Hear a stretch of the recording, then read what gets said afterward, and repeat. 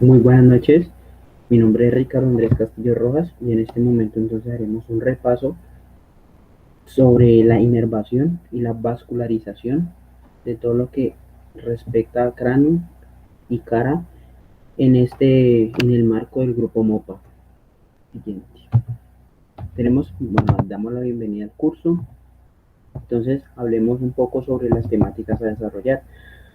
Tenemos entonces una inervación motora y una inervación sensitiva. Cabe señalar entonces, y a manera de repaso, que el par craneal número 7 es el facial y el par craneal número 5, con sus tres ramos, que son oftálmico, maxilar y mandibular, es el trigémino, y asimismo con la inervación sensitiva. Tenemos entonces en relación a la inervación motora, que va a ser fundamental para la inervación de esos músculos de la mímica facial, proveniente, como ya lo dije, del nervio facial o par craneal número 7. Tenemos entonces también una inervación cutánea o sensitiva de la cara que es proporcionada por el nervio trigémino o par craneal número 5 y no menos importante la inervación de los músculos de la masticación que procede del ramo mandibular del nervio trigémino. Entonces, abordando ese nervio facial tenemos que sale del cráneo por el foramen estilomastoideo, foramen o agujero, como lo mencionan otras literaturas. Tenemos entonces que tiene unas ramas extracraneales, las cuales son ramos temporales, cigomáticos, bucales, marginales de la mandíbula, cervicales y por último el auricular posterior. Entonces, relacionándolo con su funcionalidad, tenemos que inervan músculos como el platisma, los músculos de la expresión facial, buccinador, auriculares, entre otros. Tenemos, y así. Prosiguiendo, tenemos entonces la inervación de esos músculos de la masticación, la cual está dada por la división anterior del nervio mandibular, que como ya le dijimos, es ramo del nervio facial. Tenemos que se va a dividir en unos ramos muy importantes, los cuales van a ser entonces nervios temporales profundos, los cuales van a inervar al músculo temporal, que se inserta entonces en la apófisis coronoides. Tenemos el nervio masentérico que inerva al músculo homónimo masetero y la inervación de esos músculos pterigoideos lateral y medial por los nervios homónimos. Recuerdo que estarían llegando a los músculos pterigoideos lateral y pterigoideo medial. Tenemos también en esta imagen el nervio alveolar inferior, el cual es proveniente de la división posterior de ese nervio mandibular. Entonces, recordando que el nervio alveolar inferior, este gruesito que nosotros alcanzamos a apreciar acá, ingresa al agujero mandibular y forma entonces el plexo dentario inferior y da entonces sus ramos para los alveolos dentarios, como lo podemos apreciar ahí. Aquí se puede apreciar también ese ganglio trigeminal. Hablemos también de la inervación sensitiva. El nervio trigémino es el nervio sensitivo de la cara. Es fundamental conocer su fisiología para así mismo entender la patología de muchos trastornos o cefaleas por irritación de ese nervio trigémino. Tenemos entonces, como ya lo había dicho, el ganglio trigémino, que es un ganglio sensitivo del par craneal 5, el cual emite unas prolongaciones que son periféricas para formar entonces esos nervios que van a ser oftálmico maxilar B2 y mandibular B3. ¿De acuerdo? Vamos a tener entonces que esos nervios derivados del nervio oftálmico o B1, miren, este es su recorrido, vamos a tener entonces nervio supraorbitario, supratroclear, lagrimal, infratroclear, perdón.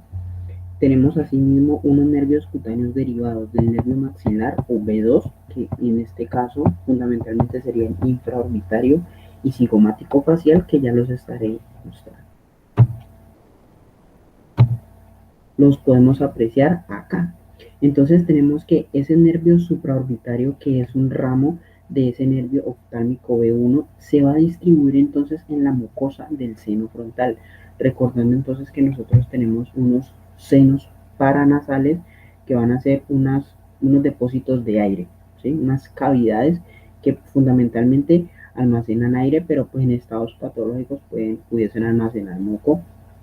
Entonces, el cual ese nervio supraorbitario se distribuye en la mucosa del seno frontal. Aquí lo vamos a tener. Piel y conjuntiva de la parte central de lo que conocemos como la pálpebra o párpado superior, el supratroclear, como lo podemos apreciar en esta imagen, que se va a distribuir entonces en la piel y conjuntiva de la parte medial del párpado superior, parte medial, ¿de acuerdo? El nervio lagrimal, como lo tenemos acá, ese nervio lagrimal se distribuye entonces en la glándula lacrimal por intermedio de unas fibras que son secretomotoras para la glándula lagrimal, la cual se va a encargar de humectar ese ojo, y el nervio infratroclear, que se distribuye entonces en la piel y en el tegumento de esa región a la que estaría llegando. Tenemos entonces los nervios cutáneos derivados del nervio maxilar B2, como ya les dije, infraorbitario y cigomático facial. Los vamos a identificar. Infraorbitario tenemos acá que emerge por el foramen infraorbitario, y el cigomático facial que emerge también por ese agujero cigomático facial. Tenemos entonces que el cigomático facial se distribuye en la piel, que nosotros conocemos muy coloquialmente como pómulo, y el infraorbitario que se distribuye entonces en la mucosa del seno maxilar, ubicada pues en el hueso maxilar, piel y conjuntiva del párpado inferior y parte lateral de la nariz, que es lo que nosotros tenemos acá. Tenemos posteriormente entonces en esta imagen el ganglio óptico, fundamental poderlo evidenciar, reconocer, el cual es un ganglio parasimpático que se ubica en la fosa infratemporal inferior al foramen oval, ¿sí? El foramen oval, recordemos que por ahí sale el ramo B3 de ese mandibular, que va a dar la inervación a esos músculos de la masticación, el cual hace sinapsis, en el cual hacen sinapsis unas fibras que son parasimpáticas, presinápticas. Recordemos entonces que a todo ganglio van a llegar, es como un puerto, ¿sí? Donde se va a hacer una conexión, y entonces ahí llegarían unas fibras presinápticas, parasimpáticas del nervio glosofaríngeo, y seguidamente las salen o emergen fibras posinápticas parasimpáticas que son secretoras para la glándula paratiroides. Se aprecia también entonces en esta imagen el nervio auriculotemporal, el cual hace como una forma de asa alrededor de esta arteria muy importante, arteria meningia media. Entonces, nervio alrededor con sus dos raíces, alrededor de la arteria meningia media, sería el aurículo temporal, ¿sí? Y posteriormente se van a unir en un solo tronco. Ese nervio auriculotemporal envía entonces fibras articulares para la articulación temporomandibular, fibras sensitivas para la región temporal, y, como ya lo hemos dicho, fibras parasimpáticas y secretomotoras para la glándula parótida. Hablemos entonces de la irrigación. Y es que hay que señalar que, aunque ustedes van a ver esto o ya lo vieron en anatomía 1 cuello, nosotros tenemos que fundamentalmente la diferenciación de tanto arteria carótida externa como la interna van a ser que la arteria carótida externa da raíces o ramos en cuellos, la interna no. Entonces tenemos que esa carótida externa nos va a dar una primera rama, que sería la arteria tiroidea superior, la cual va a ser fundamental para esa irrigación de toda la parte superior de la glándula tiroides. Tenemos entonces la arteria lingual. Posteriormente tenemos la arteria facial, que es la que contornea el ángulo inferior de la mandíbula, luego asciende, ¿sí? Y nos va a dar entonces múltiples ramas como las labiales superior y labial inferior. Tenemos entonces la arteria maxilar, de la cual hablaré un poquitico más adelante. En el borde posterior vamos a tener entonces arterias fundamentales muy importantes como la arteria occipital, ¿cierto? Y la arteria auricular posterior. Entonces, ¿cómo la referenciamos? Arteria auricular posterior pasaría por delante de la apófisis mastoides y la occipital por detrás de la apófisis mastoides. Y finalmente tenemos entonces la arteria temporal superficial.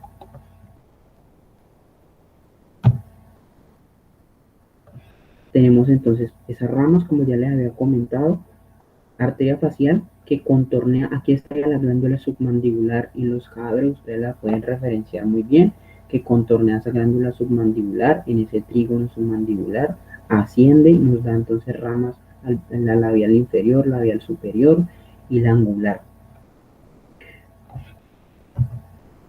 Asimismo, como ya referenciamos, esa arteria occipital pasando por detrás de la apófisis mastoides y la auricular posterior por delante de esa apófisis mastoides. Y tenemos finalmente la arteria maxilar. Esa arteria maxilar es fundamental y creo que las profesoras hacen mucho hincapié en esa arteria, puesto que tiene una gran implicación en la clínica. Tenemos entonces que esa arteria maxilar es de las de mayor calibre y así se va a evidenciar en el cuerpo, ramas terminales, una rama terminal de la carótida externa, la cual discurre profunda al cuello, la cabeza o cóndilo de la mandíbula. Ingresa entonces a esa fosa pterigopalatina y posteriormente se va a dividir en tres porciones en relación al músculo pterigoideo lateral. Entonces, en relación al músculo pterigoideo lateral, se nos va a dividir la arteria maxilar en tres porciones, las cuales van a ser una primera porción, la retromandibular, una segunda porción, la pterigoidea, y la tercera porción, pterigopalatina. Tenemos entonces que de esa porción retromandibular van a dar origen, van a salir muchas arterias importantes, como van a ser la auricular profunda, la cual va a irrigar todo lo que se relaciona con el meato acústico externo, la timpánica anterior, arteria meningia media, fundamental en clínica porque pasa por un punto anatómico clave, el arterium, y en traumatismo se suelen formar hematomas. Tenemos entonces y la alveolar inferior. Esas van a salir de la porción retromandibular, de la porción pterigoidea. En relación al músculo pterigoideo lateral, vamos a tener entonces la arteria temporal profunda, la cual irriga el músculo temporal, ¿sí? O pueden haber dos, o una temporal profunda y una accesoria. Tenemos entonces las arterias pterigoideas, pterigoidea medial, lateral, inervando los músculos homónimos, las arterias masetéricas y la arteria bucal, que aquí estaría un poquito seccionada. Y finalmente nosotros vamos a tener entonces una porción pterigopalatina. Fundamental identificar entonces la arteria alveolar superior posterior, la arteria faríngea, la cual irriga entonces ese techo de la faringe, y la arteria esfenopalatina. Ya las vamos a... En esta imagen se puede evidenciar la arteria esfenopalatina. Podemos apreciar también la arteria masetérica. ¿A quién va a irrigar? Entonces al músculo masetérico. No hay pierde allí. Y vamos a tener entonces un RAFE que nos estaría dividiendo el músculo constrictor superior de la faringe y este músculo que sería entonces el buccinador, que está siendo perforado entonces por ese conducto parotídeo. Finalmente vamos a tener entonces ese recorrido venoso, ¿sí? Tenemos fundamentalmente 4 o 5 cosas por recordar. Hay un plexo venoso pterigoideo que está ubicado entonces en la mayor parte de la fosa pterigoidea, que es lo que tendríamos acá. A ese plexo, ¿cierto? Drena anteriormente en la vena facial a través de la vena facial profunda. Entonces ubicamos nuestra vena, facial, y allí estaría llegando ese plexo venoso pterigoideo y posteriormente a través de la vena maxilar. Entonces la tendríamos por acá. Tenemos también que esa vena facial es la principal vena de la cara, que inicia entonces como una vena angular, que es la que tendríamos acá, en todo el ángulo medial del ojo. Tenemos mandibular, la cual está formada por la unión de venas temporales superficiales y las venas maxilares, y finalmente tenemos la vena yugular externa, que es la que tendríamos acá, ¿sí? que esa pasa anterior al músculo esternocleidomastoideo se forma entonces por la unión de división posterior de la vena retromandibular y la vena auricular posterior. Fundamental ese recorrido venoso. Si tienen alguna duda, se pueden contactar entonces con mi compañero Mauricio Ruiz, que es el encargado de todo este proceso. Una feliz noche y espero haber podido ayudar un poco. Gracias.